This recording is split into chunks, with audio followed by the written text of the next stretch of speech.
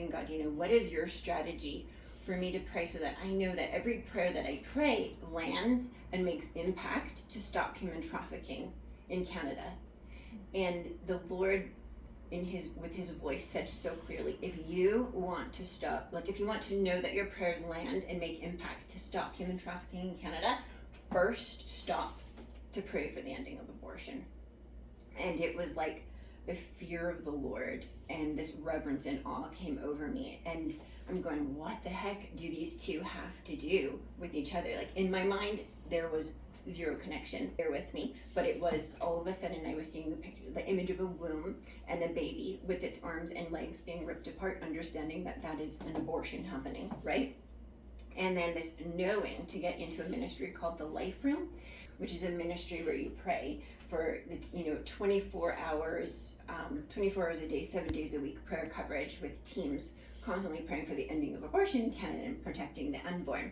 And he was downloading to me, you need to get into the Life Room, you need to sacrifice 1 hour a week to get into the Life Room, and you need to start praying in there. And so very quickly I arranged all the details for that to happen. If anybody wants to talk about that after, Sandra Golicher is her name, and she's the operational manager, and she's so incredible. Now we fast forward a couple of weeks. I'm now in the Life Room, which means I'm just simply sitting with my computer on Zoom, just me and the Lord in this hour that I dedicated to him, which is Thursdays at 2:00.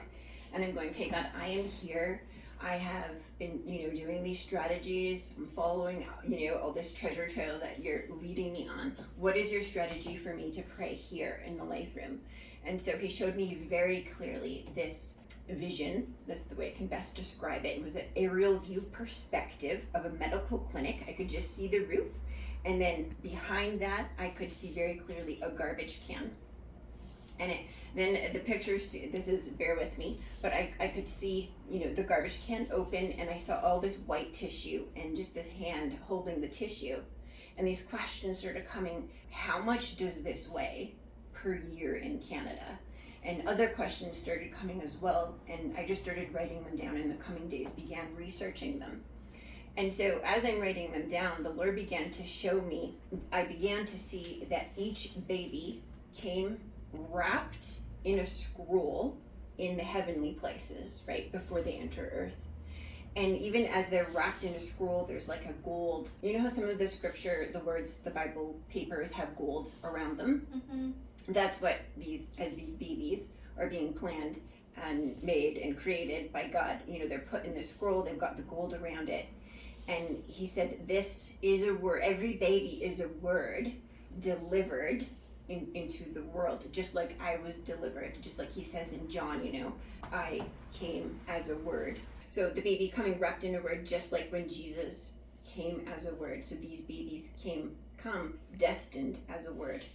He gave me the word tissue economy. So again, in the following days, began researching that. You guys can all begin to research that. You will find wild things. The key is that he began to show me through this revelation that these babies that are not, that their tissue is being sold. And he began to show me that this tissue is his DNA. It is his future image bearers.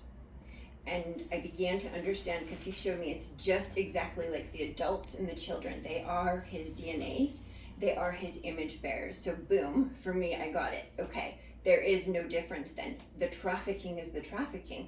We are trafficking his DNA. We're trafficking his future image bearers, or his current, image bearers. Mm-hmm. And so I from the revelation that he was downloading to me, I could then very clearly understand all of those connection pieces in the stewarding in prayer of first pray to stop abortion, before you pray for the ending of human trafficking. That's my mandate, but I'm just sharing that with you guys. I just continued to learn in the coming weeks and the days, and I have a podcast, and on my podcast he said, you're going to start speaking about abortion and human trafficking. And I thought, well, who is going to even share their abortion story on a podcast, And I didn't even have to ask. People, like women, just started saying, I have a story and I would like to share it, And so then you're learning. I'm just learning and learning about what happens with so many women. But through, again, just podcasting or interviewing other organizations and women, understanding that in Ontario alone, 40% of abortions are forced. So this is either by a very abusive partner, but we have a lot of traffickers in Canada, and many women are forced to have abortions by their traffickers. And even though women in these situations usually want to keep their babies, they're forced. In the States, it is, I think it's 51% of abortions are also forced. And in the States, I've also been speaking with people in the States as well, so I've learned so much. There's very wealthy traffickers, and they will hire doctors personally to come and bring them to where, the groups of girls are to do the abortions there, all against their will. Then just continuing to understand about the trafficking of the baby tissue. There's lots of companies out there that are doing research on the organs, and so they are sold to the, this is partly Planned Parenthood in the States. Planned Parenthood is also in Canada. They're under a different name right now. They needed to change the name. These researchers, one, if you wanted to look it up, is called, I think it's called STEM Express. They would sell the tissue organ by organ with different price tags on the organ, but then you can do stem cell research with it. So you can take a heart or a lung, and you can grow it, and you can later sell it on the black market, which is a whole nother thing. This is the joy of the Lord coming out of me, because I know that He has said it is finished, right? It is finished. So we're coming at this from the perspective, it is finished, and He has incredible plans for all of these people. And I believe that it is the church's job to step in with the prayers and step in with the authority of the Lord for all of this, because it's about setting His captives free, right?